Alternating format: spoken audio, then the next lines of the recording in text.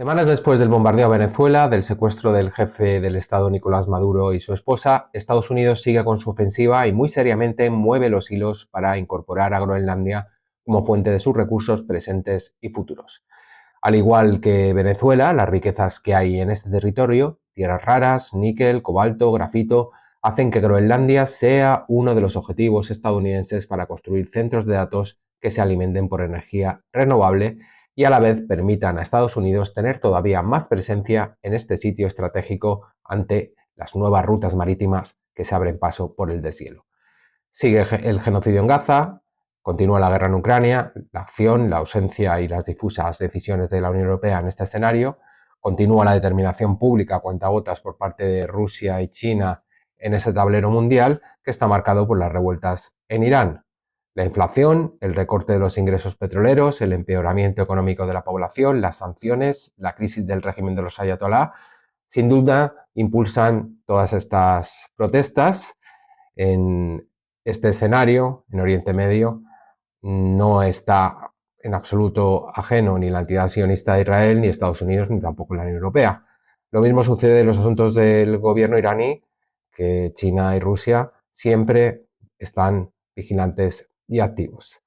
El caso es que el sistema político está en juego, con más de 180 municipios en protestas y acciones contra el gobierno iraní, contra el régimen de los ayatolás en todo el país. Apenas hay imágenes e información sobre la acción represiva del Estado por el apagón comunicacional. Se desconoce el número de personas asesinadas y arrestadas, lo que pues establece una diferencia de las protestas que se desarrollaron en el país durante 2009, 2017, 2018, 2019 y 2022, las cuales tuvieron muchísimo más foco y difusión mundial. Donald Trump ha entrado en escena anunciando una intervención militar si los disturbios y la represión no cesan, y desde su red social llamó al sabotaje. Dijo literalmente: patriotas iraníes, seguid protestando, tomad el control de las instituciones, tomad nota de los nombres de los asesinos y los represores, pagarán un alto precio. He cancelado todas las reuniones con representantes iraníes hasta que cese el asesinato sin sentido de manifestantes. La ayuda está en camino. Así lo afirmó el máximo mandatario norteamericano. Este anuncio de una intervención militar deja las dudas de si irá acompañado de una invasión terrestre o quedará en ataques aéreos y bombardeos similares a los que ya se llevaron a cabo el pasado año. Incertidumbres que se despejarán en los próximos meses. Todo apunta a un 2026 cada vez más tenso y propicio al incremento de los conflictos bélicos, sin todavía haber llegado al ecuador del mandato de Donald Trump. Semana revuelta, pero cuando no la ha sido. Bienvenido Yamani Etogmi, dueño del timón, especialista, politólogo y coeditor del transatlántico.org. Eso es. Así como Me ha gustado coautor de Camarote del Transatlántico. Les saluda José Luis Torremocha Martín Torre. Iniciamos el 26 con estos tambores de guerra o directamente con la guerra. Bueno, como creo que fue Edgar Allan Poe quien dijo aquello de 1 millón de botas caminaron hacia la guerra, hacia la muerte, yo era el chico del tambor. Y muy pronto nos va a tocar decidir si queremos ser los chicos del tambor o no. Al parecer el imperio se ve seriamente amenazado. Y cuando los imperios se ven amenazados, tienden a tomar decisiones, digamos, muy, muy negativas para el resto del mundo. Y ya vemos que terminamos el año con el bombardeo en Venezuela y el secuestro del presidente y de la primera dama, de su esposa. Y empezamos el año con pretensiones más que evidentes de anexionar un territorio que no quiere ser anexionado, que es Groenlandia, pero realmente lo verdaderamente preocupante es cómo va a evolucionar el tema de Irán y la crisis en Oriente Medio. Pues para meternos ya directamente en materia, ¿qué está pasando en Irán, Yamani? Pues en Irán está pasando lo que lleva toda la vida pasando, sinceramente y honestamente. Cada 2, 3, 4 años sabemos, y estarás de acuerdo conmigo, con que... Desde 2009 en adelante, ¿no? Sí, pero los ciclos cada vez son más cortos de sí, reacciones y protestas. hay revueltas. Esto viene a ser habitual. Esta vez parece ser diferente porque coincide con que Israel, o la entidad sionista, quiere aprovechar esta ocasión que tiene un señor en la Casa Blanca muy proclive a tomar las decisiones a su favor. Eso no quiere decir que los demás presidentes de Estados Unidos no lo hacían, simplemente pues con Trump lo hace mucho más fácil para Israel. La propia Estados Unidos, en su objetivo de recuperar cierto espacio perdido, especialmente frente a China y a Rusia, y en eso de lo que se viene a llamar multilateralismo, el mundo multipolar, y por lo tanto, pues el objetivo de de Estados Unidos es acorralar China. Eso pasa por distribuir sus aliados tradicionales en ciertas regiones, y el objetivo de Israel es acabar con el régimen de Irán, puesto que es su enemigo más acérrimo en la zona. Y se ha juntado el hambre con ganas de comer. Eso es lo que viene pasando. Ahora, si quieres, entramos en los detalles de lo que pasa en territorio. Yo creo que lo primero que puedes pues, explicar a nuestra audiencia, compartir con nuestra audiencia, ¿no? Con el feedback que nos vayan diciendo, qué diferencia hay entre estas revueltas de ahora y las anteriores. Si quieres, nos remontamos desde el triunfo de la revolución. Se llamó Revolución de los Ayatolás, se patentó así, pero no fue exactamente así, pero para ubicarnos, la revolución de 1979 en adelante, las sucesivas que hemos citado anteriormente, desde 2009, hubo otra importante en 2009, si no me equivoco. La famosa la Revolución Verde. En 2017, quería decir, hubo una en 2009, otra en 2017. Sí. La última más conocida en Occidente, sobre todo, fue la de 2022. ¿Qué se diferencia esta de las anteriores? Bueno, a mi juicio, hay dos principales diferencias. Todas las demás protestas que sucedieron en Irán, su objetivo declarado nunca, o por lo menos no ha sido tan evidente, la caída del régimen. O sea, la gente sí que salía a la calle, pero pretendían una cierta apertura, mejoras sociales, mejoras políticas, económicas, etc. etc. Esta vez la diferencia es que las protestas, los 2 primeros días empezaron siendo iguales que las demás.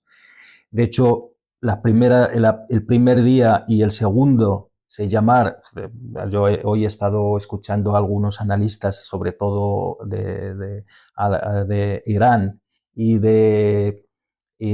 árabes y también estadounidenses. Ves, aquí no pronuncio, no hablo de analistas europeos. Que los hay. Que los hay, pero no les sigo mucho, la verdad. Los primeros 2 días, especialmente el primero, fue unas protestas digamos, de lo que llaman las protestas del bazar, los comerciantes.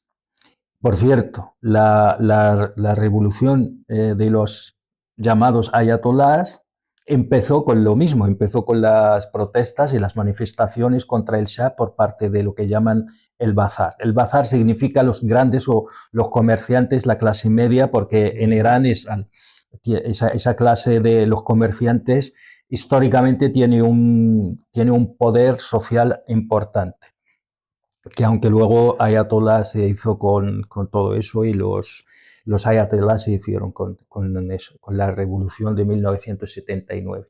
Esta vez, al parecer, llevamos ya unos meses, no me atrevo a decir cuánto, con que intervenciones externas en el mercado de divisas hicieron caer la moneda iraní. La moneda cayó, no sé si el 30 o el 40%, lo cual eso dificultaba mucho la vida a los comerciantes, que son los que salieron primero a manifestarse en contra, que fue esencialmente una protesta de carácter económico. El segundo día ya aparecieron elementos que empezaron a llevar las revueltas o las protestas hacia matices más de revuelta, más de protesta violenta, que es lo que generalmente ahora mismo todos los analistas están de acuerdo. Y todos, hasta los propios estadounidenses, están de acuerdo con este elemento. Y esta vez la principal diferencia es que las protestas están controladas primero por el Mossad, segundo por por la CIA, tercero por el MI6, y se supone hay quien incluso añade la DST francesa. Por lo tanto, esta vez sí que hay un elemento exterior que está controlando las manifestaciones. De hecho, esto no lo digo yo, eso lo ha reconocido el propio exdirector Pompeyo, exdirector de la CIA, que tuiteó en un tuit, ahora tuit X, dijo literalmente: feliz año nuevo a todos los manifestantes en Irán y los del Mossad que los acompañan. Los propios medios de comunicación israelí, creo que incluso el ministro de Defensa, si no me equivoco, israelí, dijo, también lo reconoció. Lo cual hay un control desde fuera. De hecho, una de las cosas que esta vez Irán ha hecho, y parece ser que ha aprendido mucho de la guerra de los 12 días, esto es un elemento importante, me permite que haga un paréntesis aquí. Cuando hablamos en Irán se habla de la guerra de los 12 días, mientras que el mundo árabe también se habla de la guerra de los 12 días entre Israel y Irán, que solo paró con la intervención de Estados Unidos, que tampoco fue una intervención como se nos vende, mientras que en Occidente se le denomina el bombardeo, nunca se le denomina guerra. En Irán se le denomina literalmente la guerra de los 15 días, que por cierto Irán considera que la ha ganado y posiblemente sea así. El caso es que durante esos 12 días la inteligencia iraní aprendió muchísimo, aprendió enorme, o sea, tuvo una elección enorme, y esta vez lo que hicieron, como el Mossad, la CIA, el MI6 sabían que lo primero que va a hacer Irán es bloquear Internet, lo que hicieron fue introducir a Irán, se calcula, unos 40.000 aparatos terminales de Starlink, del señor Musk, de Elon Musk. ¿Qué pasa? Que Irán lo sabía, lo primero que hizo fue hacer caer Internet, guerra electrónica, bloquear el GPS, porque sin el GPS es difícil que funcione, y luego a través se cuenta que aquí hay dos versiones, una que dice que con la ayuda de Rusia pudo atacar a los propios satélites de Starlink, y hay quien piensa que sobre todo ha sido China. Posiblemente ha sido China, no a tanto Rusia, porque si Rusia pudiese hacer eso, lo lógico sería que lo hubiese hecho en Ucrania, sin embargo no lo está haciendo en Ucrania. Entonces, resumiendo, esta vez sí parece ser que hay una voluntad férrea desde fuera, especialmente desde Israel y desde Estados Unidos, de aprovechar ya y acabar de una vez por todas con el régimen. La primera vez que se habla ya abiertamente de la caída y de finiquitar y acabar directamente con el régimen, mientras que las otras, si bien sí podía intuirse, podía ser una cosa que se manejaba, pero no era una cosa tan Occidente no se atrevía a hablar directamente de hacer caer el régimen y sobre todo, y lo más importante, es que hay un presidente de Estados Unidos que alenta las protestas y les dice, creo que hoy o ayer mismo, dijo, salid a manifestar que la ayuda viene de camino. Sí, lo que hemos comentado en la entrada, Sí. y además agregaba, apuntad a aquellos que os están agrediendo porque los ajusticiaremos, ¿no? Volviendo a la parte más interna de Irán, ¿no? Masoud Pezeshkian, ¿qué papel tiene como pues mandatario del gobierno dentro de ese régimen? Da la sensación de que está muy sobrepasado desde aquí, porque en el inicio no afirmó nada de lo que tú estás diciendo de agresión exterior. Dijo que era un problema iraní al inicio de las revueltas. Al poco tiempo cambió el discurso. Bueno, seguramente hay una cosa que quizás no sabemos del régimen de cómo funciona Irán. Si bien es cierto que hay elecciones, etcétera, etcétera, pues bien. Lo único que quienes gobiernan realmente en Irán, y más aún si en tiempos de paz, pues posiblemente pues el presidente electo pues tendrá mucho poder y podrá llevar políticas económicas, etcétera, etcétera, dentro del país, incluso tendrá cierta capacidad de maniobra en las relaciones exteriores y la diplomacia, todo eso. No obstante, en tiempos de crisis, pues me imagino, yo más que verse superado, yo creo que el pobre hombre pues se ha visto fuera de los circuitos de decisiones. En Irán hay una diferencia muy clara entre, y perdona que utilice la terminología esa que se utiliza en geopolítica, que es decision makers y decision takers, es decir, quienes toman las decisiones y quienes las llevan a la práctica, ¿no? Y este hombre posiblemente se ha visto fuera de toma de decisiones ni de todo, porque quien tiene la dirección, la dirección política del país en realidad son los guardianes de la revolución. De hecho, se cuenta que ni siquiera en este momento, debido a su estado de salud, Ali Khamenei tiene mucha capacidad de decisión. Ahí quería ir y yo, que pudieras desarrollar en qué situación se encuentra la Guardia Revolucionaria dentro de ese régimen, valorando sus fortalezas, y Ali Khamenei, lo que se dice aquí es que está gravemente enfermo y que tiene una debilidad física propia no solo de la edad, sino de una enfermedad. Pero bueno, ya sabes cómo se informa aquí de Oriente Medio y de Irán. ¿Cómo están esos equilibrios, Yamani?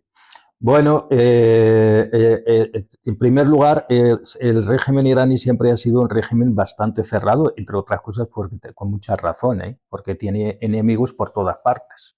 Está rodeado de sus mayores enemigos, encima son sus vecinos, lo cual ya hemos visto que le han hecho a Israel, pues han ido matando a científicos, a generales, etcétera, etcétera. Por lo tanto, siempre ha sido muy celoso de la información y de cómo está realmente digamos, la distribución del poder dentro de lo que son los guardianes de la revolución, etcétera, etcétera. Irán es verdad que tiene se podría percibir desde fuera como si fuese un problema. Y es que sus mayores líderes, digamos, del régimen, las mayores cabecillas del régimen, realmente son muy mayores, o sea, tienen muchos años, son gente de avanzada edad. Octogenaria. Bueno, no solo eso, sino que el presidente del Consejo de los Clérigos, que es muy importante en Irán, creo que tiene 98 años. Perdón, no el Consejo de los Clérigos, el presidente del tribunal, como si fuese el tribunal, tribunal superior, creo que tiene 99 años. Que no es lo mismo que un tribunal constitucional, pero no es lo mismo. Una gran autoridad del país. Es una grandísima autoridad del país. El presidente del Parlamento, si no me equivoco, ronda los 80 o ya está por ahí. El jefe de las milicias Jerusalén, Al-Quds, tiene 60 y muchos. El jefe supremo de la Guardia Revolucionaria tiene 61 años, si no me equivoco. O sea, que el problema es verdad que desde fuera se puede percibir como que tienen un gran problema de relevo. Eso es verdad. Pero también tiene su lógica dentro del sistema iraní, porque el sistema iraní, el régimen iraní, el ejército, el brazo político, el brazo armado, todo, absolutamente todo, es un sistema doctrinal. Doctrinal en el sentido de extremadamente ideologizado. Y los que conocen cómo funciona el tema sobre todo con el sistema chií, para tú llegar a ser ayatollah, tienes que tienes que estudiar mucho y tienes que hacer muchos méritos, y eso lleva sus años. Yo podría decir casi es un sistema de confucionismo islámico, en el sentido de, para llegar a ser alguien dentro de la jerarquía del funcionariado del Estado, en este caso un sistema muy doctrinal, tiene que pasar años. Lógicamente tienes que hacer muchos méritos. Y para llegar a hacer todos esos méritos, pues cuando ya por fin llegas, pues ya eres una persona de avanzada, de cierta edad, lógicamente.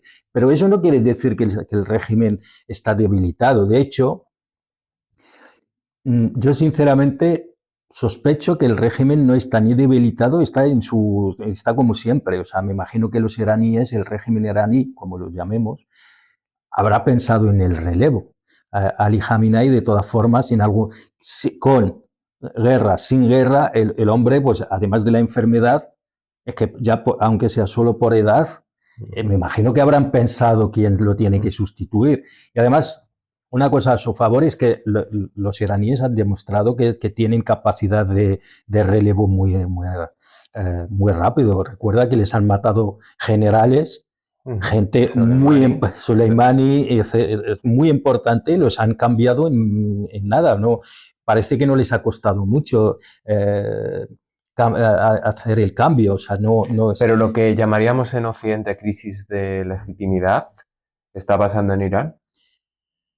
Que yo sepa, el lunes pasado salieron en Teherán 1 millón de personas, no solo en Teherán, creo recordar, si no me equivoco, alrededor de 30 ciudades. En la de Teherán, la más grande, fue alrededor de 1 millón de personas no a favor del régimen como tal, pero sí denunciando la injerencia exterior y en contra, muchos de ellos en contra de la deriva de las protestas hacia la violencia, y sobre todo defendiendo su país. Y está claro, sí, yo veo que mi país está amenazado por una fuerza exterior y miro atrás y digo, mira con lo que han hecho en Irán, en Afganistán, mira las consecuencias en Irak, mira las consecuencias en Siria, mira las consecuencias en Somalia, mira las consecuencias allí donde han intervenido, siempre acabaron destrozando el país. Por supuesto, Los iraníes me imagino que tienen un sentimiento patriótico más allá de estar de acuerdo o no con el régimen. Que el régimen está en crisis y está deslegitimado, pues también te digo, llevamos muchos años escuchando la misma frase. ¿Eso quiere decir que nosotros estamos a favor del régimen o en contra? No, nosotros analizamos los hechos tal como son. Si llevamos desde 2009 al menos diciendo que el régimen está en crisis y nosotros vemos cada vez el régimen con más capacidades militares y resistiendo un embargo tras otro, no solo eso, sino que ha llegado incluso a colapsar las defensas de Israel no hace mucho, hasta tal punto que Israel tuvo que pedir los últimos 4 días, 3-4 días de la guerra de los 12 días, Israel tuvo que salir corriendo a Estados Unidos, salvadnos ya, que estamos al borde del colapso y que la cúpula de hierro, la onda de David, que Arrow y todo eso, que no llegamos. Señores, necesitamos que nos echen una mano porque Irán, además de ser un sistema, como ya he dicho, muy doctrinal, lo cual esto te garantiza una lealtad absoluta por parte al menos de los guardianes de la revolución, que son la élite del ejército, porque en Irán está el ejército y luego está los guardianes de la revolución. Ahí quería ir yo.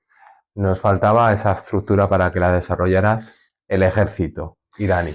El ejército ¿En iraní, qué situación se halla y qué legitimidad tiene? el ejército de Irán, y aquí voy a ser estrictamente politólogo, el ejército de Irán posiblemente a día de hoy es uno de los ejércitos con más legitimidad del mundo, por una sencilla razón, porque ¿qué es lo que se le exige a un ejército? Ser capaz de defender su tierra. Y el ejército iraní ha demostrado, el ejército de Irán en sus dos vertientes, lo que es la guardia revolucionaria y el ejército regular, ha demostrado efectivamente que es capaz de defender su tierra, su país. Y eso le da una legitimidad enorme. Y eso y aquí no hay diferencia entre el ejército de cualquier país, o sea, cualquier ejército de cualquier país se demuestra que es capaz de realizar la única tarea que se le encomienda a un ejército, salvo que seas Estados Unidos o el imperio, tengas pretensiones imperialistas. Ahí ya la tarea es otra. Pero si eres un país como Irán, como cualquier otro país que no tenga pretensiones imperialistas, tu tarea principal y única es defender tu país. Y en el momento en que demuestras que eres capaz de defender tu país, ganas la legitimidad y la aprobación del pueblo, porque para eso estás. Y si lo haces bien, pues ya está. Y el ejército de Irán ha demostrado que efectivamente es capaz de hacer esa tarea a día de hoy. Nos encontramos ahora mismo en una situación que unos dirán que Irán está en la antesala de una revolución y de la caída de un régimen que está en un estallido social, en una revuelta popular importante, y otros dirán que esto es un ataque de falsa bandera. Sí, puede ser. ¿Qué valoraciones haces? ¿Hay un equilibrio entre ambas cosas o hay una gran asimetría entre ser un ataque de falsa bandera o ser una revuelta popular o viceversa? A ver, yo entiendo que seguramente hay una parte de las dos cosas. En primer lugar, estoy casi convencido que una parte de los iraníes que han salido, o gran parte de los iraníes y las iraníes que salieron a protestar, efectivamente querían que las cosas cambiasen en su país. Y eso es así. ¿Qué pasa? Que efectivamente, como ya hemos dicho antes, resulta que hubo infiltrados y que llevaron las protestas hacia unas derivas que posiblemente pues, la propia población no las acepta. En ese sentido, se podría decir que hubo un intento de manipulación de protestas que en principio eran legítimas, que las convirtieron en unas protestas muy violentas y que finalmente pues derivaron, claro está, y yo sinceramente no me fío absolutamente nada, cero de las noticias y de las informaciones que circulan, y te digo porque eh, porque igual que sacaron todo aquello de las protestas en contra del régimen, deberían haber sacado las otras protestas, que las hay, que quizás no están a favor 100% por el régimen, pero no están de acuerdo de la deriva hacia dónde va cómo ha evolucionado las protestas, ¿no? Yo creo que sí que hubo el jueves, por la madrugada del jueves, no lo creo, estoy seguro de ello, de hecho no lo digo yo, lo dicen la gente que tiene acceso a la información. El jueves, por la madrugada del jueves, Trump ya había dado la orden de atacar, ya está, habían llegado, este es el momento propicio y tal. Curiosamente, no sé si un día antes o unas horas antes, el avión presidencial de Netanyahu despegó con destino desconocido. Todos los analistas coinciden en que posiblemente, con dirección a Washington. No sé si has visto la película 13 días. Sí, claro. ¿Te acuerdas esa imagen que sale Kevin Costner corriendo en el pasillo cuando derriban el U-2 en los soviéticos y sale corriendo, por favor, que va a haber una guerra? Me imagino que a Benjamin Netanyahu corriendo por el pasillo de la Casa Blanca diciendo, por favor, señor Trump, no hagas esa locura que nos dejas, que nos llevas a la ruina total. Porque, ¿qué es lo que pretendía Trump? Trump, es verdad que en los Estados Unidos, especialmente con Trump, no les gusta mucho meterse en guerras prolongadas con Trump. Y sobre todo después del fracaso de Afganistán. Entonces, pretendían hacer una intervención como han hecho en Venezuela, pero los israelitas, que sí que controlan muy bien la inteligencia, conocen muy bien la zona, conocen muy bien Irán, conocen muy bien los proxies, conocen los hutíes, Hezbollah, las milicias sirias, las milicias iraquíes y todo eso, han dicho, como este señor ataque, con un ataque relámpago no se va de ninguna manera a derribar el régimen iraní, porque el régimen iraní tiene una profundidad ideológica mucho más fuerte, extremadamente más fuerte que el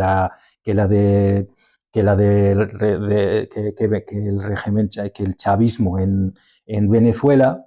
Eso no quiere decir que no la tenía, pero se demostró que no era lo suficientemente fuerte como para proteger al presidente. Mientras que Irán sí lo tiene, además es un sistema, como ya he dicho antes, es un sistema doctrinal, lo cual eso te garantiza lealtad ideológica. Y lo que pretendía Trump, claramente Netanyahu le dijo, esto no vamos a llegar a ninguna parte, porque además el presidente del Parlamento iraní había avanzado que en el momento en que ellos sepan, que tengan la certeza de que va a haber un ataque contra Irán, ellos se ven legitimados a atacar todos los países de alrededor, todos los intereses de Estados Unidos, porque forman parte del ataque, porque forman parte de la infraestructura y la logística del ataque. Y por lo tanto se ven legitimados no solo a atacarles, sino a atacar antes incluso que Estados Unidos. Estados Unidos, claro, Estados Unidos tiene 19 bases en la zona. 9 de ellas son permanentes. La más grande es la del Udeid, que por cierto, algunos analistas ya hablan de que está seriamente dañada después del ataque de los 12 días, que tiene 10.000 10.000 soldados, más, bueno, más material, etcétera, etcétera. Pero es que, que Estados Unidos no tenía, por ejemplo, ningún portaaviones en la zona. Ahora parece ser que Abraham Lincoln, la aeronave, o sea, perdón, el portaaviones Abraham Lincoln se está dirigiendo a la zona, pero antes no lo tenía. Entonces, Benjamin Netanyahu le dijo, es que nos vas a obligar a meternos en la guerra. Si nos metemos en la guerra, Irán, por supuesto, nos va a atacar. Irán tiene una doctrina militar que es la doctrina de saturación. Y los israelíes saben, y además su infraestructura y su logística de defensa aérea está bastante dañada, no creo que se hayan recuperado el 100% después de hace nada, que tuvieron la guerra de los 12 días, dijeron, es que es con un ataque masivo de misiles que Irán los tiene, es que nos satura. Nosotros no podemos defendernos, sobre todo porque no tenéis vosotros mismos que vais a atacar, no tenéis suficiente material en la zona. Y además, no solo eso, sino además tenemos que hacer frente a Irán y a sus aliados. Por lo tanto, calma. Y lo que hizo que Estados Unidos también frenase un poco, al final, fíjate que hasta Netanyahu en esta ocasión ha sido mucho más sensato. Y me imagino que Estados Unidos también tiene su gente sensata. Resulta que justo un día o 2 días antes, Irán había movilizado todo su arsenal de misiles de medio alcance hacia la parte oeste, lo que significaba que le estaba mandando un mensaje a Qatar, a Emiratos Árabes, a Arabia Saudí, a Bahrein, a todos estos, si me ataca Estados Unidos, vosotros sois aliados, yo os atacaré.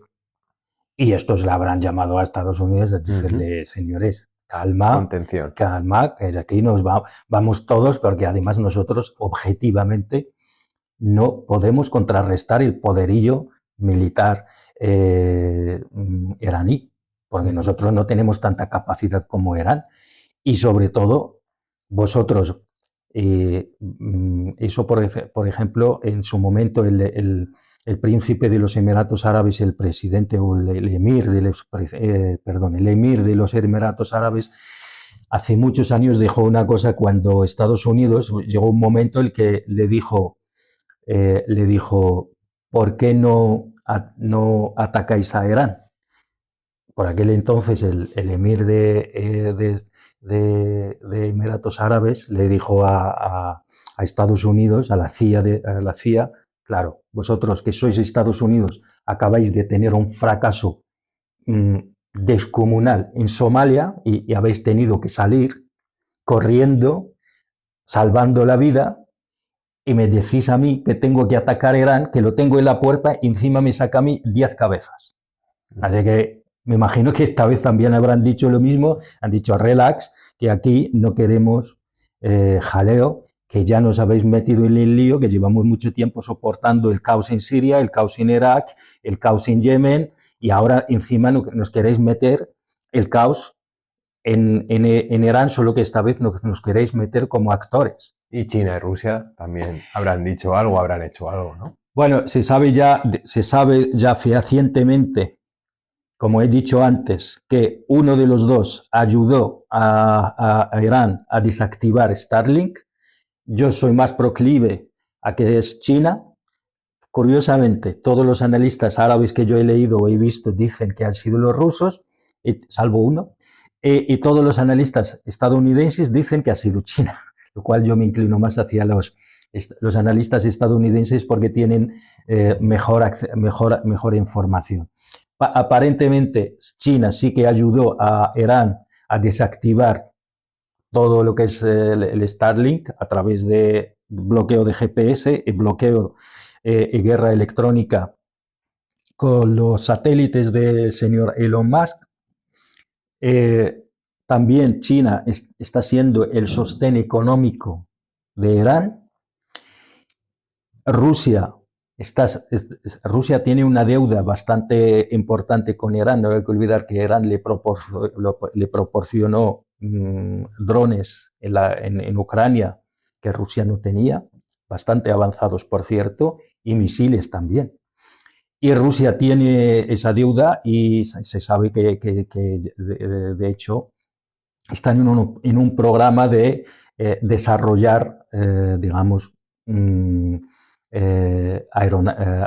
aviones militares, y no solo eso, sino que se sabe que creo que Rusia también le dio bastantes helicópteros y material antidisturbio a Irán, lo cual los dos están apoyando bastante, aunque los dos tienen digamos, una doctrina de hacerlo sin armar mucho jaleo, como hace Estados Unidos, por ejemplo, cuando ayuda a su aliado en la zona, que es en este caso la entidad sionista.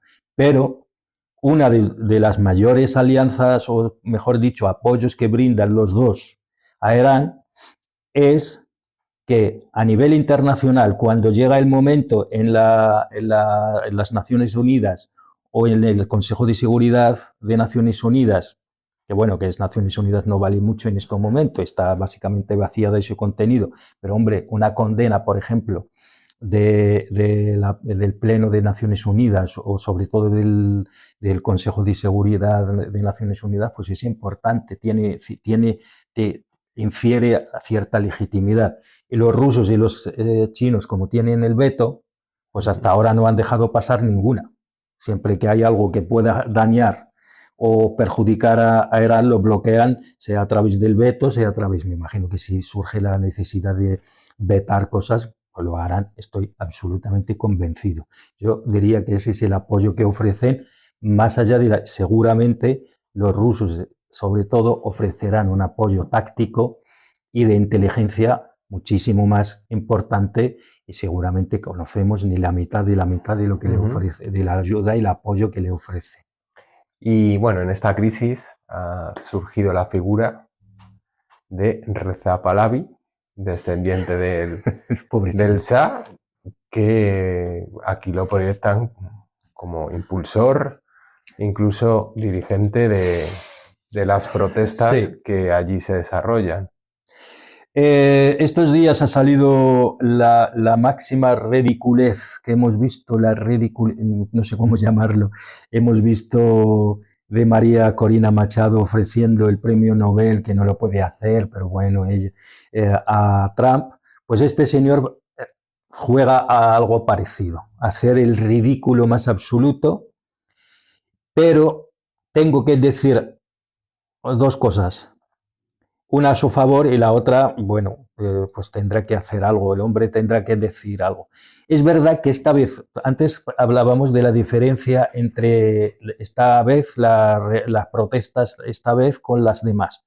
Esta vez Pahlavi es verdad que ofrece una posible, aunque lejana, alternativa, porque antes no había, antes había protestas, sea por el velo, por situación económica, por lo que sea, pero no había ninguno que diga, oye, si cae el régimen, aquí estoy yo para ponerme al mando del país. Pahlavi esta vez está jugando su papel bastante bien en el sentido de, oye, yo podría ser la alternativa. ¿Qué sucede? Que a mi juicio, no lo sé, a lo mejor me equivoco. He dicho antes que el régimen iraní tiene profundidad ideológica y está mucho más, digamos, está mucho más metido en la sociedad que lo que pensamos. Porque es un régimen y es un sistema doctrinal.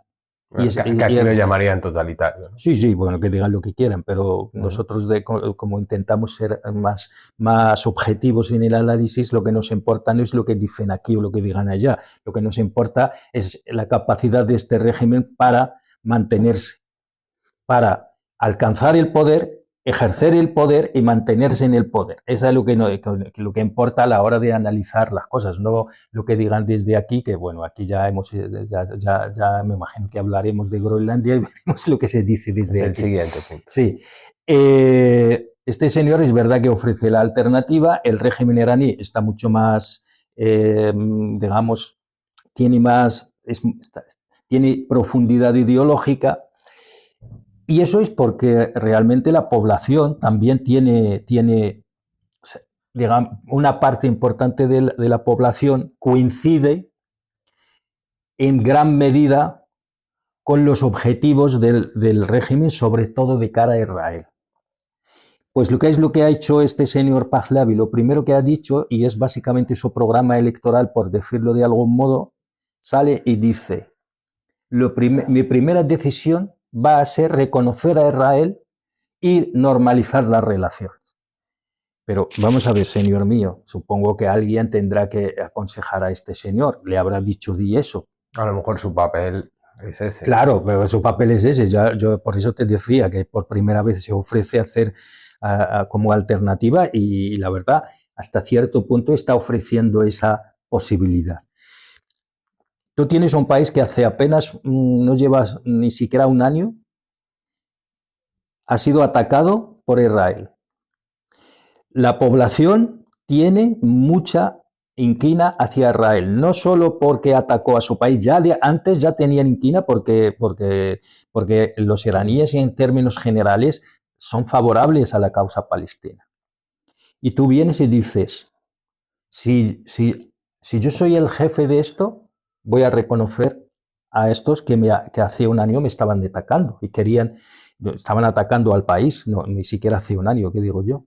Entonces, bueno, pero su papel, como bien dices, es como este, y además está ofreciendo una imagen de, si llego yo al poder, lo primero que voy a hacer es básicamente vender mi país, vender esto, Irán, al mejor postor, que en este caso va a ser Estados Unidos. Y me imagino que los iraníes tienen la población, quizás no todos, pero me imagino yo que la mayoría absoluta tienen cierta, ¿cómo diría yo? Desconfianza, inquina. No desconfianza, sino hablo de soberanía. A los iraníes me imagino que les gusta mucho conservar su soberanía, porque una de las cosas que es verdad que ha conseguido el actual régimen iraní es la soberanía, cosa que no tiene ningún otro país de la región. No hay ningún otro país que tenga, ni siquiera Israel tiene esta plena soberanía, porque Israel depende mucho de Estados Unidos en su defensa, especialmente militarmente, aunque sí es verdad que tiene una tecnología muy avanzada, pero sigue dependiendo principalmente de Estados Unidos. Irán sí que depende de Rusia y China, pero dentro de unas relaciones bilaterales bastante equitativas, que no hay que olvidar que Rusia le da armas a Irán, pero no hay que olvidar que Irán también le da armas. O sea, no hace mucho Irán fue la que mantuvo la igualdad frente a Ucrania con sus drones. O sea que hay un bilateralismo, una alianza militar bastante más equilibrada. Un acuerdo más que una alianza. Sí, efectivamente, es bastante equilibrada, lo cual Irán ha conseguido una cosa importante que es la soberanía, cosa que, insisto, no hay ningún país de la región, todos los países árabes, ninguno tiene soberanía. Ninguno. Todos son absolutamente obedientes ante su amo, Estados Unidos. Quería preguntarte sobre el eje de la resistencia. ¿En qué momento se encuentra? ¿Está activado de cara a un ataque que podría ser quirúrgico de los Estados Unidos, como lo determinan quirúrgico? De hecho, tú ya comentabas que sí, que iba a haber algún tipo de ataque en ese sentido. ¿Qué papel puede jugar? Yo, la semana pasada hablamos de que va a haber un ataque y lo va a haber, y de hecho nos dimos cierto margen, hablábamos de meses. Me vas a perdonar, voy a hacer un spoiler. La gente, para que luego verás que creo que a lo mejor hasta acertamos. Estamos grabando hoy. ¿Puedo decir la fecha? Sí. Puedes decir que porque es importante. Que estamos pasando mediados de enero. Estamos mediados de enero. No descarto que mañana o para el lunes nos levantemos ya con el ataque ya realizado de Estados Unidos.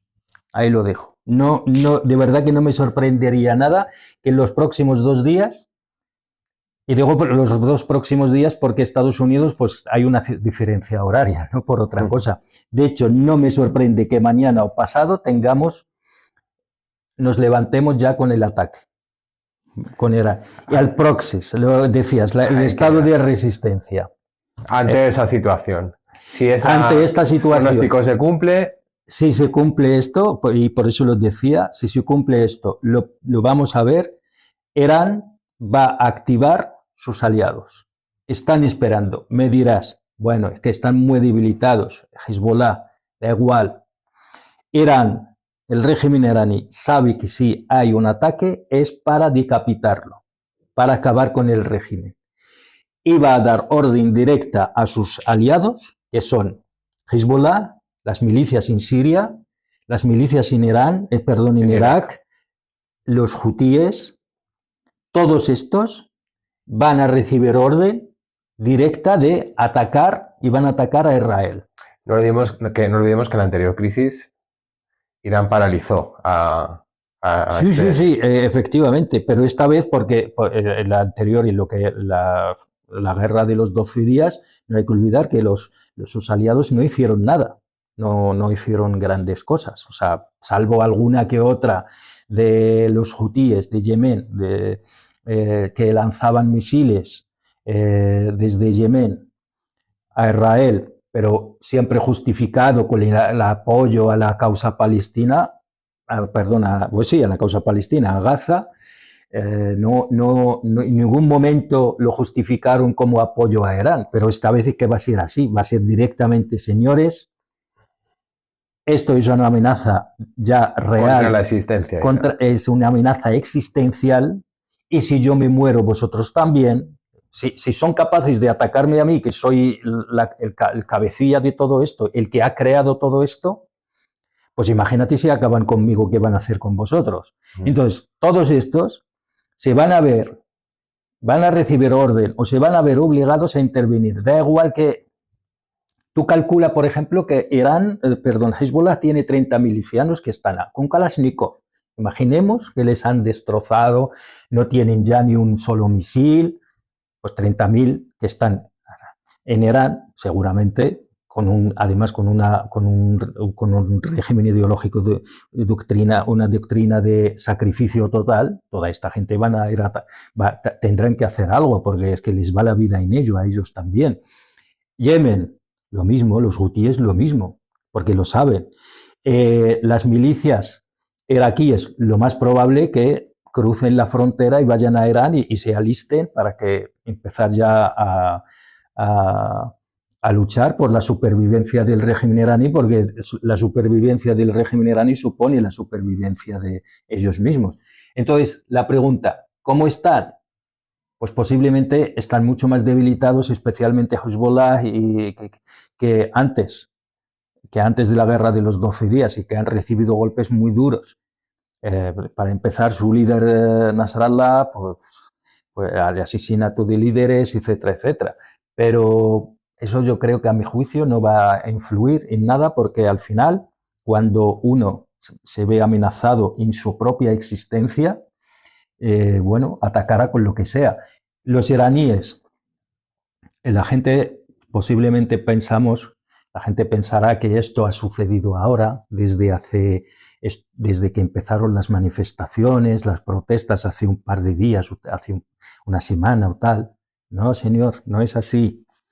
El día 3 de noviembre, el secretario de Defensa, bueno, ahora se llama el secretario de Guerra, de Estados Unidos, habló con el ministro de Defensa de Irak. Estamos hablando de 3 de noviembre, ¿vale? Hace más de 2 meses. Le dijo, viene una intervención en la zona, contrólame las milicias. Se demostró que en Irak las milicias no las puede controlar nadie. Tienen su propia agenda. Y posiblemente los controlará más Irán que el propio ministro de Defensa, las propias autoridades iraquíes. Entonces, pues, la pregunta, ¿qué va a hacer Israel? si hay ataque. Israel a día de hoy está intentando resucitar una doctrina que no la podía llevar a cabo por la propia lógica de la evolución de la zona, que era la doctrina o la estrategia del entorno. Es decir, si tus vecinos son enemigos existenciales para ti, lo que hay que hacer es saltar encima de ellos y aliarse con el vecino del vecino. Y de esta forma creas una especie de sándwich entre tú y tus aliados y aplastas a aliados, a tus enemigos, que es lo que hacía, por ejemplo, esto lo hizo mucho Israel con Irán del Shah. Y ahora, quiero traerlo aquí, lo está intentando hacer con Somalilandia. Por eso Israel es la primera en reconocer Somalilandia. ¿Por qué? Porque quiere contrarrestar el poder de los hutíes en el mar Arábigo. Ya por último y por terminar este punto, cuando tú escuchas y lees aquí que estamos en la antesala de unas nuevas primaveras árabes, ¿qué puedes decir a esto? ¿Qué sientes? ¿Cuál es tu análisis? ¿Qué primavera árabe? ¿Dónde? ¿Por qué? No, ante la caída de un régimen en Irán. Pero no. En primer lugar, si algún analista dice esto, es que ya varios, desconfía porque en primer lugar aquí hay un matiz. No te puedes llamar analista sin tener bien amarrada la información. No puede haber primavera árabe siendo Irán el régimen si cae el régimen iraní, porque Irán no es árabe. En primer lugar, porque si tú eres intelectual y te consideras experto, etcétera, etcétera, y dices, seguramente algún tertuliano dirá esto, dices, no, con la caída del régimen árabe iraní va a haber primavera árabe, o con las protestas o las manifestaciones que hay en Irán es el comienzo de la primavera árabe. Pues no puede haber primavera árabe ni el comienzo de nada porque Irán es persa, no es árabe. Por lo tanto, punto y final. Si va a haber primavera árabe o no, porque puede haber cambios económicos, porque puede haber crisis en la zona si hay un ataque a Irán, y Irán puede reactivar sus proxies o sus aliados y por lo tanto generar una crisis económica, una crisis de seguridad, una crisis de política en la zona y la población árabe puede sublevarse, primero, porque al fin y al cabo Irán no deja de ser un hermano musulmán, doctrinalmente son diferentes a los suníes, que son la mayoría absoluta en el mundo árabe, pero es verdad que a la hora de la verdad tiene muchas simpatías, genera mucha simpatía en el mundo árabe, en el mundo musulmán en general, porque estos últimos dos años ha defendido, pero en la práctica, a los gazatíes y a la causa palestina más que cualquier otro régimen árabe. De hecho, ha entrado en guerra directa con Israel, por lo tanto, eso le ha llevado le ha generado cierta legitimidad y mucha simpatía en el mundo árabe, y eso ha desbloqueado porque los regímenes árabes habían construido una idea sobre Irán que son básicamente casi son apóstatas porque son chiitas y porque adoran a no sé qué, y el discurso, digamos, oficial les había encajado dentro de una, ¿cómo diría yo? No solo son enemigos, sino que además doctrinalmente son básicamente impíos, apóstatas, porque no siguen las enseñanzas verdaderas y de la religión islámica y tal, musulmana. Pero es verdad, con el genocidio en Gaza, pues han demostrado ser los únicos capaces de enfrentarse a aquel que los países musulmanes y árabes, me refiero a la población, considera el verdadero enemigo, que es el enemigo mortal, que es Israel, la entidad sionista. Por lo tanto, crisis económica, crisis de seguridad, crisis política, caos en la región, Esto implicaría seguramente los regímenes árabes, especialmente Arabia Saudí, posiblemente Emiratos Árabes, Qatar, Bahrein, porque tienen bases militares estadounidenses ahí y al final tendrán que usarlos y posiblemente se verán implicados directamente, que por cierto, posiblemente ese es el objetivo de Israel, ahora lo explico.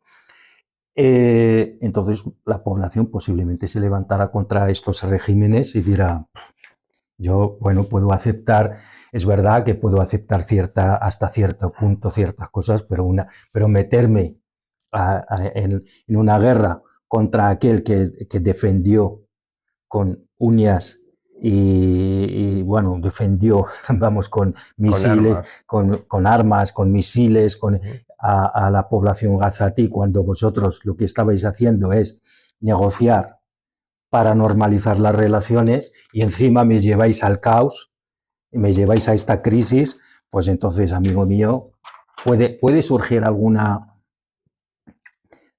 contestación por ese, pero no porque la primera... Aprovechando la inestabilidad que habría en la región. Sí, sí, la coyuntura. Si hablan de la primavera árabe desde este enfoque, puede ser. Pero si hablan de la primavera árabe considerando que las protestas... Que cae el régimen, que se consigue que caiga el régimen iraní y eso da lugar a unas primaveras... Bueno, no tiene nada que ver porque es que son dos realidades políticas y sociales diferentes, salvo doctrinalmente son diferentes. Que por cierto, y con esto a lo mejor terminamos si quieres este bloque, posiblemente Israel está buscando una cosa que va a ser peor, y me explico, que va a ser la hecatombe. Israel, su verdadero objetivo es hacer caer el régimen iraní. Pero si de paso debilito los países árabes, especialmente los más fuertes, como es el caso de Arabia Saudí, pues bienvenido sea y aleluya. Entonces, los israelíes, es verdad que ahora, porque no se ven capaces de enfrentarse directamente a Irán y han dicho, la intervención no es el momento, pero eso no significa que no quieren intervenir. De hecho, su objetivo es intervenir y lo van a hacer y van a arrastrar a Estados Unidos. De hecho, Estados Unidos está siendo arrastrada por Israel, porque Estados Unidos, con bloquear y seguir con la política de las sanciones, podría sentirse más que satisfecha. ¿Qué pasa? Que Israel quiere terminar con el régimen de Irán, pero de paso llevarse por delante también a ciertos países árabes. Y es a través de, nos metemos ahora en la guerra contra Irán, sabemos que el régimen iraní es muy difícil de caer, no lo vas a hacer en 15 minutos como han hecho en Venezuela, seguramente esto se convertirá en una guerra de saturación. Irán atacará a las bases militares estadounidenses en territorios árabes como es Qatar, Emiratos, Arabia Saudí, Bahrein, etcétera, etcétera. Incluso en Irak, aunque creo que en Irak no atacará porque tiene muchos aliados ahí. Entonces, esto obligará a los países árabes a responder. Y eso hará que los países árabes utilicen por supuesto, su reserva petróleo, etcétera, etcétera, y eso nos facilitaría mucho las cosas, pero sobre todo su arsenal militar estratégico. Y eso suplirá, digamos, la debilidad de Estados Unidos, que no ha tenido ahí ni portaaviones. Estados Unidos tiene 11 portaaviones, se calcula que creo que 4 o 5 están en mantenimiento, lo cual solo 5 o 6 están en... 6 o 7, no sé cuántos, están realmente activos y algunos de ellos están, pues el más importante, que es Gerald Ford, está en el Caribe y ahora tiene el Abraham Lincoln, que es Nimitz, que es digamos, de la tecnología un poquito más antigua, pues está dirigiendo, pero por supuesto, portaaviones no va solo, va acompañado de un convoy importantísimo, submarinos. Pero yo no creo que con esto puedes derrocar al régimen iraní. Entonces, sí o sí vas a tener que utilizar tus bases militares que están en la región. Y sí o sí los iraníes atacarán a las bases. ¿Los árabes se sentirán atacados porque han atacado por eso? Pues seguramente sí. ¿Eso los obligará a responder a Irán? Pues posible, probable. ¿Eso haría que Irán considere que estos países han entrado en guerra directa con ella y movilice sus milicias, Yemen, todos estos contra ellos, incluso atacarles con misiles de medio alcance o incluso balísticos? Pues sí. ¿Eso llevaría a toda la región a una guerra total? Sí. ¿Eso dejaría a Israel con las... viendo la Hombre, pero peli? si hay una guerra total, también intervendrían otros actores. Sí, pues seguramente O sí. sea, ¿No? podríamos hablar Sí. de una guerra mundial. Bueno, no sé si guerra mundial, pero intervendrá China y sobre todo Rusia, pues a lo mejor sí que interviene, pero no creo que intervendrán directamente. Seguramente pues lo harán de otras formas. Pero que si intervienen los países árabes, esto agradaría muchísimo a Israel y estaría ahí con las palomitas viendo la película y interviniendo de vez en cuando y de esta forma debilitar a toda la región y quedarse solo Israel como el hegemón militar de la zona. Sí, de hecho este es el escenario preferido por Israel y seguramente El sueño, digamos. el sueño, porque eso le permitiría llevar por fin su gran sueño, que es la gran Israel, que abarcaría desde el Sinaí hasta el sur, hasta casi a la altura del centro del Líbano. Y por fin, y seguramente en este momento, cuando llegue, si este escenario se realiza y todo el mundo se debilita y se queda ella sola, solo los sionistas, solo en la región, seguramente dará la vuelta y mirará un poquito más, mantenerle la mirada a Turquía. Ojo, es cierto que Turquía es un miembro de la OTAN. Bueno, pero ya vemos cómo está la OTAN. Bueno, eso te da pie a entrar con Groenlandia. Nos da pie. Gracias, Yamani, por todo este análisis que has hecho sobre la situación de Irán y de Oriente Medio en general. Efectivamente, vamos a hablar de Groenlandia, vamos a surcar sí, las aguas del Ártico. Parecemos el portaaviones de Abraham Lincoln, estaba en el Indo-Pacífico y ahora se dirige a Oriente Medio. Nosotros estamos en Oriente Medio, como transatlántico que somos, estábamos ahora en el Oriente Medio, ahora nos dirigimos al Ártico. Parecemos y somos más rápidos incluso. Más eficaces. Bueno, la última hora, Trump amenaza con aranceles a todos los países que se nieguen a que Estados Unidos, podemos decir, se anexione Groenlandia, se apodere de Groenlandia, se apodere de los recursos de Groenlandia. En definitiva, que se opongan a la doctrina de Donald Trump para controlar el hemisferio. En este momento, ¿qué hay de la OTAN? ¿Cuál es el plan defensivo, Yamani, de Europa, de los países de la Unión Europea? ¿Y cuál es el de la OTAN? Más que nada porque Mark Rutte está en silencio. Está calladito, ¿eh? Se lo habrá dicho su papi. Y von der Leyen dijo von der Leyen creo que ahora está que se va a armar un plan de defensa europeo, que hay que pensar en un plan de defensa europeo. Bueno, hoy han salido las cabecillas pensantes de la Unión Europea. Creo que ¿cómo se llama? El comisario de seguridad, y ha dicho que van a construir, están en unos planes de construir un ejército europeo formado por 100.000 soldados. Y supuestamente tiene su lógica. Pero además dicen que, perdona, Yamani, que te interrumpa, pero para proteger la zona de Rusia y de China, no de Estados Unidos. Claro, ahí voy yo. 100.000 soldados son los mismos soldados que tiene Estados Unidos repartidos en toda Europa, en distintas bases. 100.000 soldados recuerdan mucho a los 100.000 soldados, a los 100.000 hijos de San Luis. O sea, estamos delirando un poco. Y además, esos 100.000 soldados, como dices tú, es verdad, no están pensados ni se atreven a decir para defender Europa contra cualquiera. No, contra Rusia. Pero te digo una cosa, de verdad, y yo estoy absolutamente convencido de ello. Yo si fuese ahora mismo alguien que trabaja en el Kremlin, y perdóname la expresión, me estaría descojonando. De verdad que me estaría descojonando y sería una persona feliz hoy. Me habrían hecho el mayor chiste.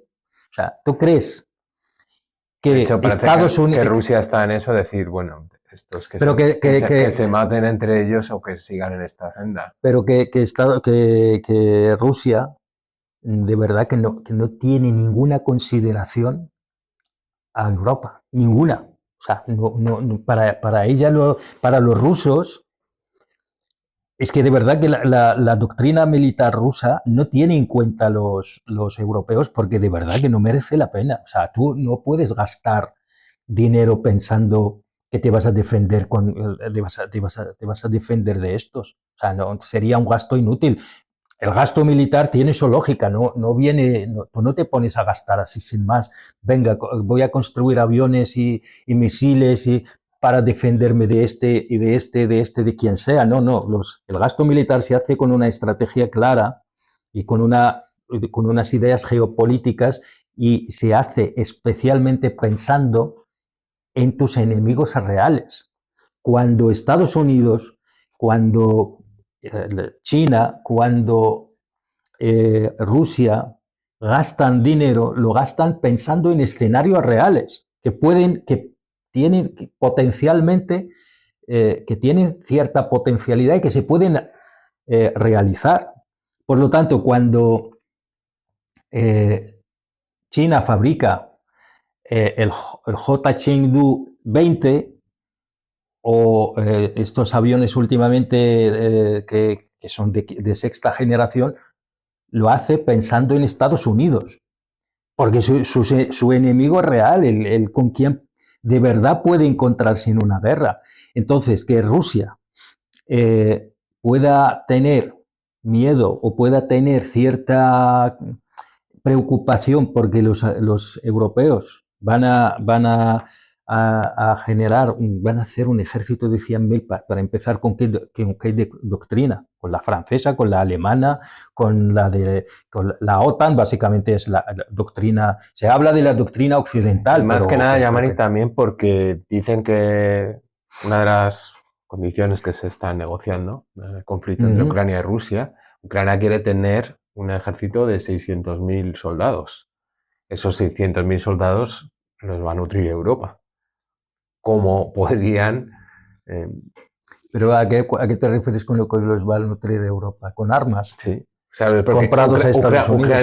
Ucrania per se no puede tener un ejército bien armado de 600.000. Claro. En la actualidad. ¿Es imposible? Bueno, no es posible. No es posible.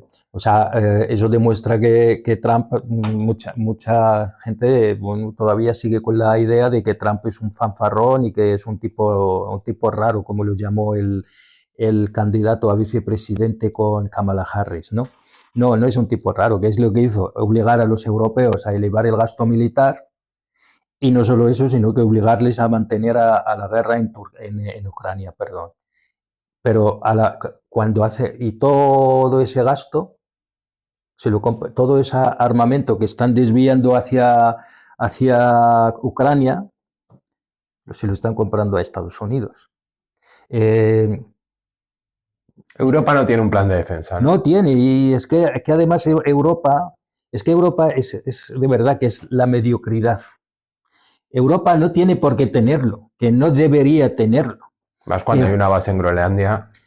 No, que es que no tiene, no solo por el tema. Europa tiene una cosa a su favor que si lo hubiese sabido utilizar sería fenomenal. Pero como por eso Trump y todos sus aliados lo saben y lo que quieren es destruir la Unión Europea y se acabó todo esto. Europa es el mayor mercado regulador del mundo. y además es uno no, si no es el mejor mercado del mundo. En Europa la gente consume muy bien y además es un mercado que es un buen consumidor y además regula mucho. Lo cual tú, China, puedes producir lo que quieras, pero al final tienes que tener en cuenta la regulación, perdón, de Europa, porque si quieres vender en Europa tienes que adaptarte a la regulación europea. Y sí o sí vas a tener que tenerlo porque es el mejor mercado. Es donde realmente la gente consume bien y consume bien. Es verdad que China, por ejemplo, en caso de China, caso de Rusia, tiene un mercado cautivo, pero no llega al nivel de consumo de Europa. Entonces, Europa lo que tenía que hacer es fortalecer esa faceta. Vale, que estamos tú y yo somos gente de izquierdas y estamos aquí hablando del consumo y que la gente tiene que consumir y tal y cual, qué barbaridad. Pero que por eso hemos dicho antes que intentamos analizar lo que hay, no estamos aquí para engañar a nadie, estamos viendo lo que hay, intentando analizarlo tal cual es, intentando dentro de lo que hay ofrecer la mejor solución, en este caso para la población europea. Porque yo pienso, y por eso te digo y sigo en ello, que la Unión Europea necesita un cambio drástico de élites. ¿Qué es lo que había que hacer? Todo ese gasto militar y toda esa pérdida de la soberanía energética que al final se ha ido a Estados Unidos, que estamos comprando el gas licuado a Estados Unidos, lo que había que hacer es invertirlo había que invertirlo en la población, fortalecer el estado del bienestar y fortalecer la cohesión social y seguir con el rollo ese de la regulación. ¿Por qué? Porque al final todo el mundo querrá venderte a ti. Todo el mundo querrá que estés estable, que estés bien. Sí, tú sigues viviendo bien porque yo fabrico, pero miro hacia dónde voy a vender. Ah, sí, está ahí, está el mercado europeo. Entonces todo el mundo, y además el gasto en el bienestar social, en servicios sociales, en la vivienda, en salud, en educación, eso generará un plusvalor muchísimo más importante de la pequeña fábrica la pequeña manufactura industrial militar, porque se ha demostrado que dicen que la industria militar, eso es lo que nos están diciendo ahora, la industria militar genera un plusvalor tecnológico. No es verdad. Que se ha demostrado que eso es una falacia, que más bien lo contrario, es la industria civil. ¿Cuándo te genera una industria militar un plusvalor? En tiempos de guerra, claro que sí. Estás en guerra, pues tendrás que fabricar tanques en vez de fabricar cosas en vez de fabricar, yo qué sé, escobas, pero en tiempos de guerra.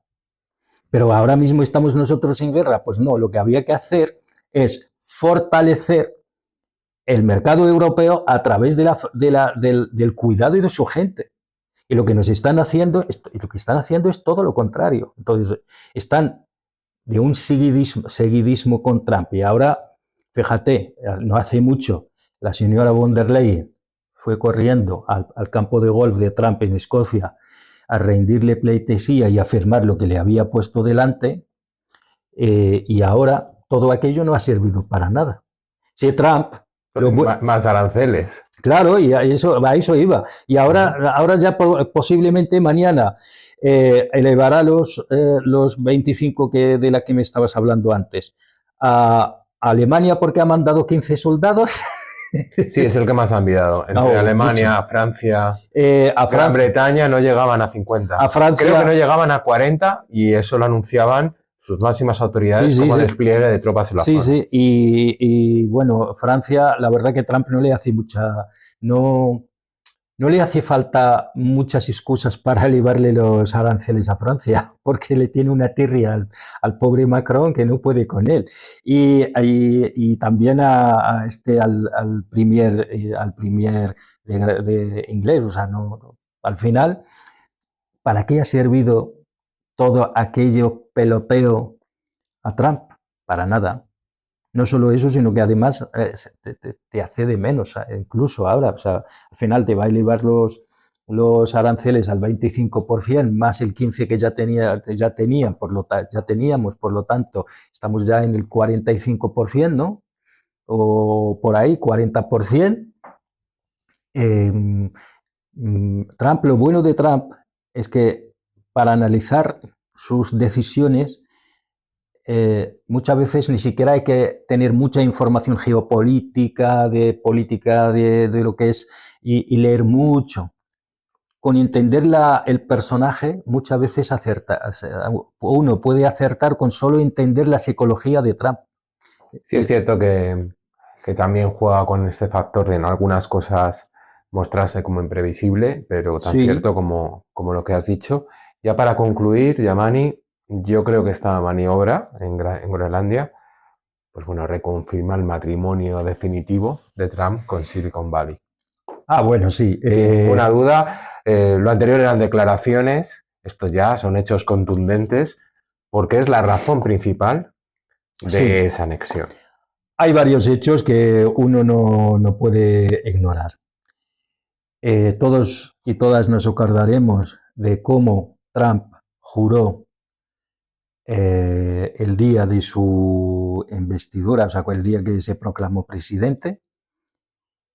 Todos nos acordamos quiénes estaban con él en esa sala, pequeñita, pero estaba ahí todo el Elon Musk, por aquel entonces todavía se llevaban bien, el fundador de todos los Big Data, Facebook, Amazon, Google, todos esta gente estaban ahí en la sala, lo cual eso, bueno, pues eso no debería sorprendernos. Había una alianza tácita que se hizo patente ese día. No hace mucho, no sé si el penúltimo programa aquí hablamos creo que fue el programa sobre Venezuela, sí, hablamos de el Departamento de Estado había elaborado un informe que elevó al presidente, a Trump, en el cual le estaban avisando: en 20 años nos vamos a quedar sin reserva estratégica de petróleo, y en 20 años nuestros centros de Big Data se van a quedar sin energía, y tú no sabes cómo chupa eso energía. Yo creo que yo creo que nos podemos Además, hablan que en Groenlandia sí, sería una gran fuente de energía renovable. Sí. Encima lo van a vender como si fuese algo ecologista. O sea, no ecologista, pero digamos... les da igual, pero ellos... una cosa puramente pragmática. Sí. Yo cuando decía eso, de que lo van a defender como algo ecológico, pues porque les va a dar la oportunidad, ¿no? Porque si algo ha demostrado Trump es que se mueve dentro, y toda la gente que lo rodea se mueven dentro de lo que es, en términos de relaciones internacionales, se llama realpolitik. O sea, dentro de lo que es la razón pura y dura. O sea, la razón genera monstruos. Y es lo que hay. Y Trump es ese monstruo que nos ha generado la razón directamente. O sea, no hay más. Entonces, efectivamente, pues estos le dijeron: señor presidente, tenemos 20 años para buscar alternativas.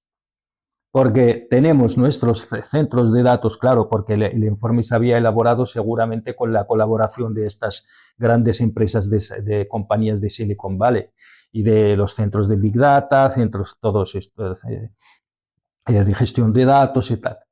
Y Trump, como también hemos dicho alguna vez aquí, que los presidentes de Estados Unidos electos, su primera reunión es con el Departamento de Estado. Es incluso antes de jurar el puesto. El día que se confirman como presidentes electos, ese día se reúnen con el Departamento de Estado, con las distintas agencias, especialmente la CIA y tal, y les presentan el escenario. Y lo primero que le dicen, me imagino no con esta frase, pero le hacen entender: señor presidente, tu tarea es mantener el imperio, sino devolvérnoslo todavía más grande. Y Trump, la verdad que lo ha entendido muy bien. Ya estuvo una vez. Sí, estuvo una vez. Entre medio. Y ahora tiene un proyecto claro de lo que quiere. Efectivamente, no hace mucho, creo que fue en la CBS. La CBS creo que no es no es un canal muy proclive, no es muy defensor de Trump, creo. Y tuvo una entrevista y claro, con todo eso de Venezuela, pues surgía la idea de Trump se estaba saltando la relación, o sea, el derecho internacional y tal. Entonces el periodista pues le preguntó, señor presidente, estás saltando, te están acusando, y por lo tanto a través de ti a Estados Unidos, te estás saltando a la torera el derecho internacional, esto ya lo has hecho, entonces, ¿cuál es tu límite? La respuesta de Trump ha sido, creo que hay que reconocerle al hombre que tiene cierta honestidad a veces. No sé si lo hace aposta, pero el tío dice la verdad, a veces dice las cosas tal como son y nos ayuda mucho a entender cómo va a evolucionar la cosa. Le dijo literalmente, el único límite es mi moralidad. Pues el derecho internacional no existe, claro, lo vino a decir. O no me vale. Vale, pues habrá que ver cuál es la moralidad de este señor. Seguramente el darwinismo social, la ley del más fuerte y la eficiencia en la consecución de digamos, de retornos económicos, puro y duro, los beneficios económicos junto con si yo quiero esto y desde mi punto de vista esto es bueno para mi país o para mí, y soy el hegemón del mundo, soy el que tiene el mejor ejército del mundo, lo puedo coger, ¿por qué no lo voy a hacer? Esto es el darwinismo social, porque si no lo hago yo, él ya lo ha dicho, si no lo hago yo, lo va a hacer China. Lo ha dicho, acordémonos, lo ha dicho en 2 casos ya. Lo ha dicho en el caso del canal de Panamá y lo ha dicho en el caso del petróleo de Venezuela. Ha dicho literalmente en el caso de Panamá, les hemos dado, nosotros, les hemos dado el canal a Panamá y ellos se lo han dado a China, nos han robado. Nosotros hemos generado la industria petrolera de Venezuela. Se lo hemos dado. Dijo que era de ellos y se lo quitaron. Eso es, dijo exactamente. Dijo, nos lo han robado y se lo han dado a China. Entonces ahora, como yo soy el más fuerte y el matón, pues me toca devolverlo. Y como puedo hacerlo, ¿por qué no lo voy a hacer? Y lo ha hecho, ojo, lo ha hecho en Venezuela. Y lo más probable, no sé cómo, de verdad que no sé cómo, porque me cuesta todavía entender cómo lo va a hacer en Groenlandia, porque se supone que son sus aliados. Yo creo que acabará consiguiendo Groenlandia. No sé cómo lo va a hacer. A lo mejor no se atreve a meterse en una guerra con los europeos o una intervención militar, porque no hay que olvidar que tiene unas elecciones de término medio en nada. Y eso, atacar a sus aliados europeos posiblemente le castigará mucho internamente. Pero no sé cómo lo va a hacer, no sé. De momento ya vemos que lo que está haciendo básicamente es una especie, igual que lo que ha hecho con Irán a través de sanciones, lo está haciendo con Europa. Elevar los aranceles del 15 que ya tenían al 25, no sé si son acumulables o simplemente al 25 teniendo en cuenta los 15 que ya tenían. Eso también es un castigo, son sanciones económicas como los tenía Irán. Quizás no son tan drásticas, pero sí, al fin y al cabo es una sanción económica.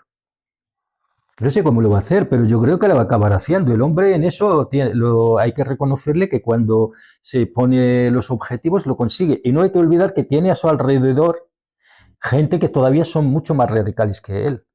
Marco Rubio, uno de ellos. Bueno, pero es bastante servil No creo, de quien se cree el gran amo de la tierra. Sí, pero fíjate tú que yo creo que el Marco Rubio, dentro de todos los sirvientes o los vasallos que tiene, yo juraría que Marco Rubio no es tan vasallo como pensamos, porque Marco Rubio representa el republicano tradicional. Tenemos pendiente hacer un programa sobre Maga. Yo lo dejo ahí. Yo creo que Marco Rubio aspira a ser el heredero. Ahí lo dejo, esa es mi opinión. Pero eso pero también bueno, le obliga a tener cierto perfil propio, porque para ser el relevo de Trump también tienes que tener un cierto perfil propio. Que no digo que no sea servil, que digo que dentro de los sirvientes que tiene, posiblemente sea el que menos, el menos vasallo de todos ellos, porque tiene una idea propia del mundo, porque estoy seguro que la intervención en Venezuela, él tuvo mucho que ver con la intervención en Venezuela. Ahí lo dejamos, ya llevamos un rato largo hablando sobre política internacional. Hemos centrado el programa de hoy, como no podía ser de otra manera, en lo que está sucediendo en Irán, en la situación en Oriente Medio. Hemos pasado, pues en este desorden global que hay con toda la intención, a Groenlandia. Y en las próximas semanas, pues seguiremos en esta línea de análisis geopolítico vinculado a la realidad, a nuestras preocupaciones y a las de la mayoría de la población mundial en este agitado 2026. ¿Va a ser así, Yamani? Yo ya te he dicho que creo que dentro de 2 días nos levantaremos, posiblemente nos levantaremos ya con un mundo diferente en el sentido de ya una guerra abierta en Oriente Medio, o al menos el comienzo de una guerra abierta en Oriente Medio, con un ataque directo y con una pretensión de acabar con el régimen iraní. Eso incendiaría la zona. Estados Unidos ya tiene claro cuáles son sus objetivos. Trump ha demostrado aquello. Hay 2 dichos, si me permite ser un poquito suez. Sí, pero vamos concluyendo. Sí. Hay 2 dichos africanos. Uno de ellos dice, habla suave, pero lleva contigo un gran garrote, llegarás lejos. Esto lo está aplicando